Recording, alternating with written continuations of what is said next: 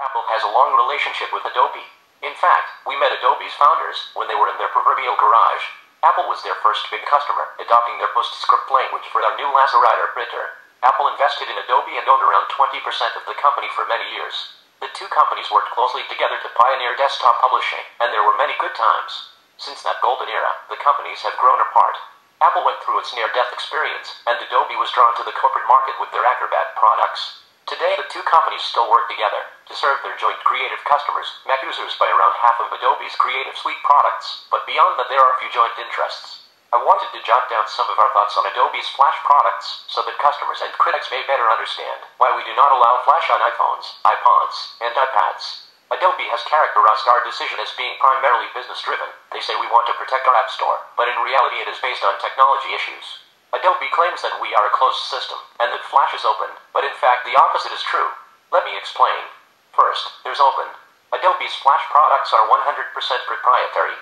They are only available from Adobe, and Adobe has sole authority as to their future enhancement, pricing, etc. While Adobe's Flash products are widely available, this does not mean they are open, since they are controlled entirely by Adobe and available only from Adobe. By almost any definition, Flash is a closed system. Apple has many proprietary products too. Though the operating system for the iPhone, iPod, and iPad is proprietary, we strongly believe that all standards pertaining to the web should be open.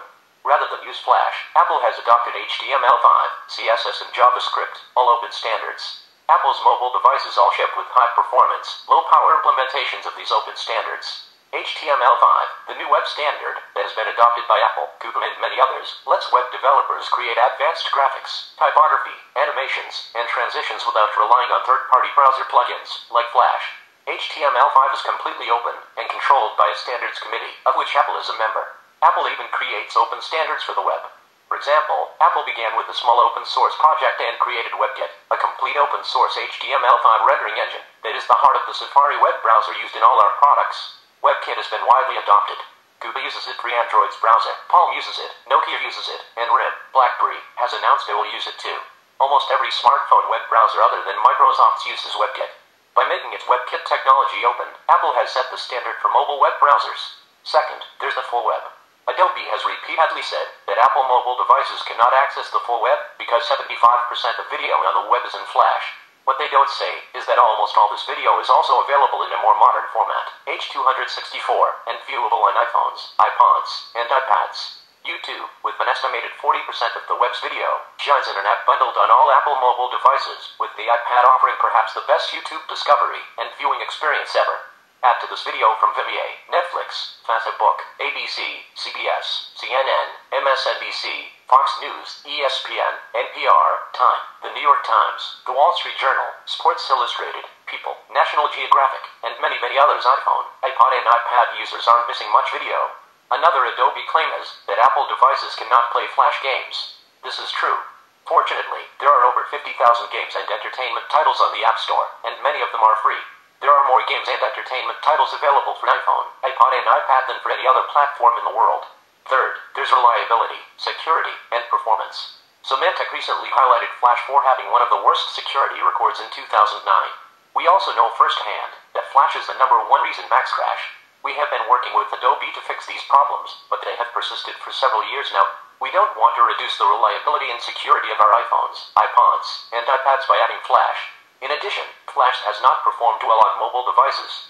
We have routinely asked Adobe to show us Flash performing well on the mobile device, any mobile device, for a few years now. We have never seen it. Adobe publicly said that Flash would ship on a smartphone in early 2009, then the second half of 2009, then the first half of 2010, and now they say the second half of 2010. We think it will eventually ship, but we are glad we didn't hold our breath. Who knows how it will perform? Fourth, there's battery life. To achieve long battery life when playing video, mobile devices must decode the video in hardware. Decoding it in software uses too much power. Many of the chips used in modern mobile devices contain a decoder called H.264, an industry standard that is used in every Blu-ray DVD player and has been adopted by Apple, Google, YouTube, Vimeo, Netflix, and many other companies. Although Flash has recently added support for H.264, the video on almost all Flash websites currently requires an older generation decoder that is not implemented in mobile chips and must be run in software. The difference is striking. On an iPhone, for example, H.264 videos play for up to 10 hours, while videos decoded in software play for less than 5 hours before the battery is fully drained. When websites re-encode their videos using H.264, they can offer them without using Flash at all. They play perfectly in browsers, like Apple's Safari and Google's Chrome without any pollutants whatsoever, and look great on iPhones, iPods, and iPads. Fifth, there's touch. Flash was designed for PCs using mice, not for touch screens using fingers. For example, many Flash websites rely on rollovers, which pop up menus or other elements when the mouse arrow hovers over a specific spot. Apple's revolutionary multi-touch interface doesn't use a mouse, and there is no concept of a rollover. Most Flash websites will need to be rewritten to support touch-based devices. If developers need to rewrite their Flash websites, why not use modern technologies like HTML5, CSS, and JavaScript? Even if iPhones, iPods, and iPads ran Flash, it would not solve the problem that most Flash websites need to be rewritten to support touch-based devices. Sixth, the most important reason. Besides the fact that Flash is closed-end proprietary, has major technical drawbacks, and doesn't support touch-based devices, there is an even more important reason we do not allow Flash on iPhones, iPods, and iPads. We have discussed the downsides of using Flash to play video and interactive content from websites, but Adobe also wants developers to adopt Flash to create apps that run on our mobile devices. We know from painful experience that letting a third-party layer of software come between the platform and the developer ultimately results in substandard apps and hinders the enhancement and progress of the platform.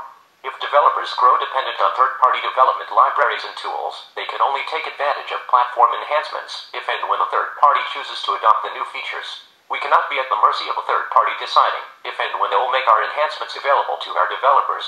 This becomes even worse if the third party is applying a cross-platform development tool. The third party may not adopt enhancements from one platform unless they are available on all of their supported platforms.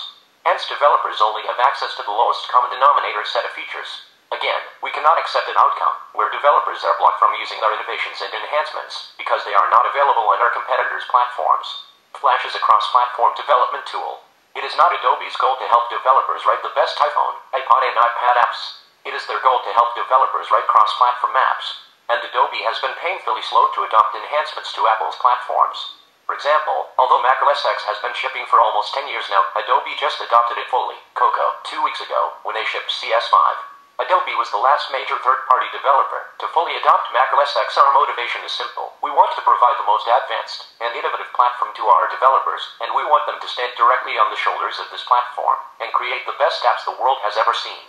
We want to continually enhance the platform so developers can create even more amazing, powerful, fun, and useful applications. Everyone wins. We sell more devices because we have the best apps, developers reach a wider and wider audience and customer base, and users are continually delighted by the best and broadest selection of apps on any platform. Conclusions. Flash was created during the PC era, for PCs and mice. Flash is a successful business for Adobe, and we can understand why they want to push it beyond PCs. But the mobile era is about low-power devices, touch interfaces, and open web standards, all areas where Flash falls short. The avalanche of media outlets offering their content for Apple's mobile devices demonstrates that Flash is no longer necessary to watch video or consume any kind of web content. And the 200,000 apps on Apple's App Store proves that Flash isn't necessary for tens of thousands of developers to create graphically rich applications, including games. New open standards created in the mobile era, such as HTML5, will win on mobile devices and PCs too.